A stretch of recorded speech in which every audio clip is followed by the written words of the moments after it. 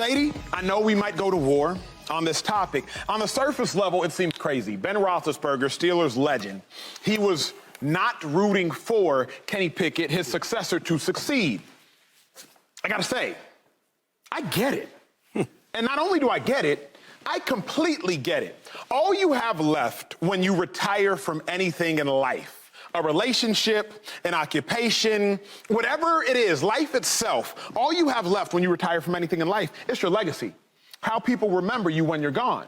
But your legacy is typically dependent upon the experience of the people that you left. Shady, if you leave a relationship and after you leave said relationship, the young lady that you were in a relationship with has terrible experiences with other people, then you will be esteemed higher. But if you leave that relationship and she instantly finds the love of her life, oh, that was just Shady. I ain't missing no way. Right. So if the Steelers do not find a quick replacement for Ben Roethlisberger, then Ben Roethlisberger will be esteemed of greater than he actually was, and he was great. Think about it in layman's terms. Dallas Cowboys. Tony Romo, by most metrics, has been the equivalent of Dak Prescott. But the Cowboys quarterback room was destitute for a decade prior to Romo after Aikman. So everybody's like, oh my God, Romo's amazing. But Dak shows up, quickly goes 13-3, gets an MVP vote, they get the first round bye, and all of a sudden we're like, oh yeah, Romo was pretty good. Think about what Lamar Jackson did to Joe Flacco. Joe Flacco won a Super Bowl. America, a Super Bowl for the Baltimore Ravens. But Lamar Jackson showed up a couple years later, unanimous MVP, and we're just kind of like, oh, thank God he got Flacco out of there. Now, Flacco's not the same guy, but I'm talking about legacy. So, Shady, I get it. I get not wanting the person to come after you to win because you want to be esteemed as greater, even greater than you were. Before I answer this question, right, I just gotta get a better understanding from you, not Ben, because Ben, I got something for Ben, but from you. So do you care, like, who Fox brings in here, under you, around you? If I were to leave this show, it never happens. If I were to leave this show, I would not want the person who was running point to do well after to ball. No. That's crazy. No. And I'm gonna say this to you and to Big Ben. It just shows a sign of how selfish you may be. You come off. Don't say that. I gotta be honest. Ben and Sean and Acho are showing how selfish you can be, and it's like you are great at what you do. He's great at what he does. Big Ben, he was a rookie. He was rookie of the year from 2004 to 21. He was a quarterback, two championships, and he's 6-time Pro Bowler. Like, he had a great career. It's crazy how, like, this game is supposed to be stepping stones for each other, a brotherhood. You being Big Ben, one of the greats of all time, if Pickett comes in there and does well, that is no knock on your career. You're still a great quarterback. Where I'm from, they call it hating. Miles Sanders, running back for the Philadelphia Eagles, right? He left. He just left and went to the Carolina Panthers. We always talk all the time because I want the best for you. If he passes Shady McCoy and all that, I'm still who I am. You can't let nobody else determine who you are. That's crazy. That's crazy to me. But Joy, and quickly, Shady, it does change your legacy. How? I start every show by introducing Slick Rick the Bucher, Dr. Joy Taylor, and Eagles' all-time rushing leader, LeSean McCoy. Right. If Miles Sanders or anybody were to surpass you as the all-time rushing leader, now you are former Eagles running back, Shady McCoy. The good thing about a player that has a good resume, my resume is really, really good. It's not Ben Roethlisberger's, but it's really good. All-decade running back. It's a lot of things. 2-time All-Pro. There's so many different things you can do with me. Super Bowl champ. You see what I'm saying? So I got so many accolades that you can move to something else. It's hard to see. I mean, all-decade. You know how crazy that is to be on that list? That's me. So my thing is, you can always change the name, Acho, but the hating, you can't change that.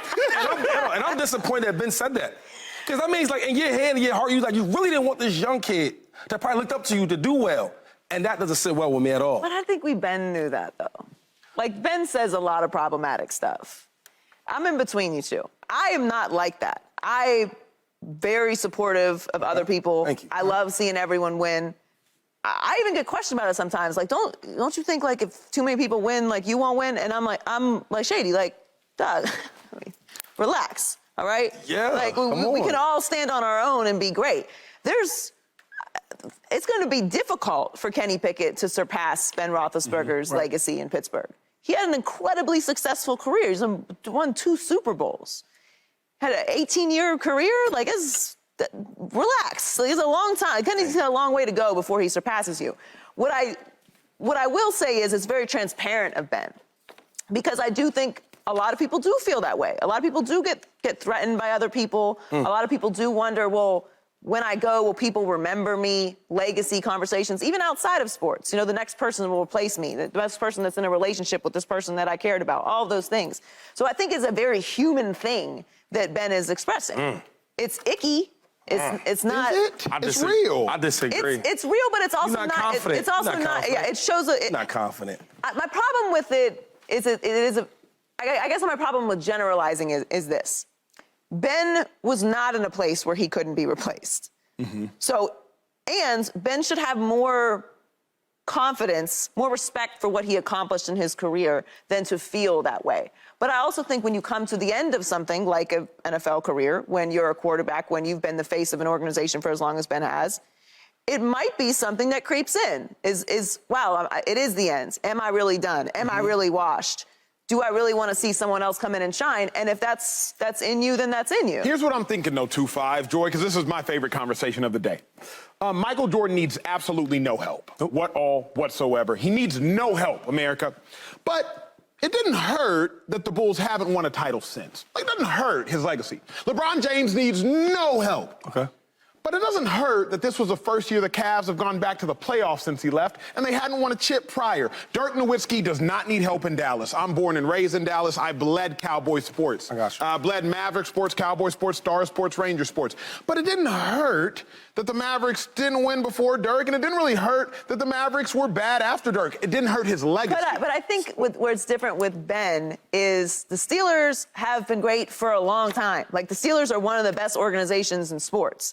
Ben isn't even the first Steeler that some people think of when they think of the Steelers. Of course. So, to me, I think he is being honest, right? Maybe to a fault, but he's being honest. He's being transparent about a vulnerable feeling that he had.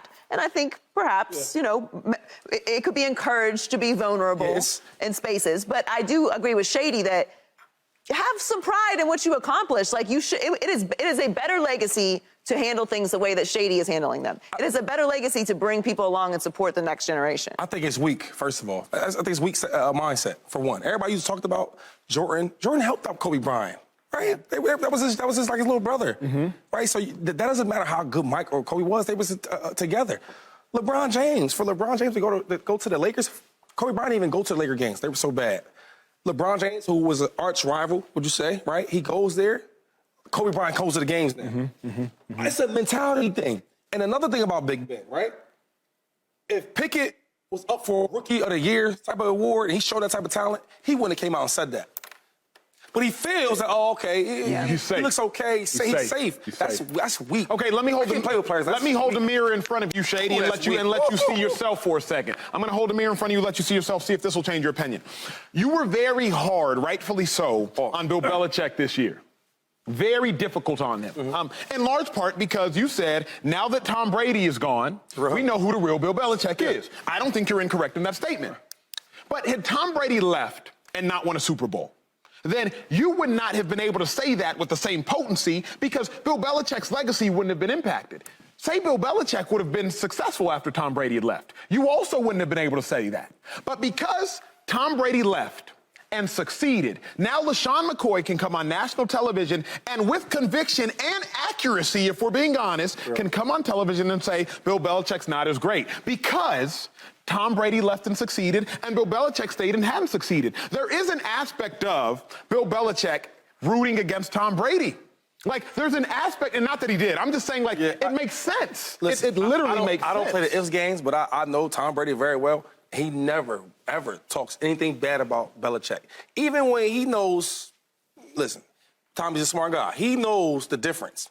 When I played with the Bills and we would play the Patriots, we never feared to play them. You don't fear the Patriots. You fear Tom. And we would always say, man, if they didn't have Tom Brady, man, the Patriots won't be that good. And soon he leaves. That's what it is. Not my words. That's what the stats say. People love stats. That's what the stats say. So I already knew that. Just that when it happened, that was my evidence I had when it did happen. Because now you have evidence. We're rooting against is something totally different. Yeah. You see what I'm saying? Fair. If Tom's like, yo, I hope they don't. Let me ask you this. Joy, let me ask you this. Is there a difference? Because I had to really watch. Ben Roethlisberger did not root for Pickett to fail. He just did not cheer him on to success. To me, there's a difference. Listen, to me, there's a again, difference. I can't relate to this. I don't live my life this way. I believe in supporting other people, and I think that's a better legacy to leave. When you know you can come to someone and say, I need advice, or what should I do here, or you've been through this before, can you help me out? Because I don't think that helping someone else out takes away from me. So I can't relate to this mentality. I do think that it is a very common mentality, though, and he's being transparent about it. It's easier because Kenny did not do well initially. And perhaps Ben is learning now that this mentality, which by the way, like I said, is not new. Ben clearly had this mentality throughout his career. He didn't cheer on Mason Rudolph. He didn't cheer on Landry Jones. He didn't cheer on Dobbs. And in some ways, how did that affect the team? If you're really being honest, if you're that kind of, if you're, yeah. So I think maybe Ben is learning now that he's out of the game and he's seeing Kenny come along, and obviously they have a relationship, that it is better to help other people and support other people and elevate other people and reach back than it is to feel jealous or feel insecure in your own legacy. Insecure. Aren't all legacies, though, Joy, insecure in the sense that any legacy can at any point in time be diminished? I mean, you do the best you can, right? Like, I think that's all you can do. Everyone just does the best that they can. You're going to make mistakes along the way. You're going to leave vulnerabilities in your legacy along the way, and you can't decide how people remember you. That's not up to you. My grandma would say this to me. She said, LeSean, what God has for you, he has for you. When he has for him, he has for him. Yep. As in, I could be great, as he could be greater, but I'm still great. You get what I'm saying? I feel you. I just want you to be the all-time Eagles rushing leader because I really don't want to change my open. Like, two-time Super Bowl champ doesn't roll off the tongue. All-decade running back. All-decade running, that's way too wordy. No. Anyway, 15,000 yards. Can you stop, Shane? Read the tease, please. Subscribe here to get the latest from Speak, and go watch a few segments from our other shows on FS1.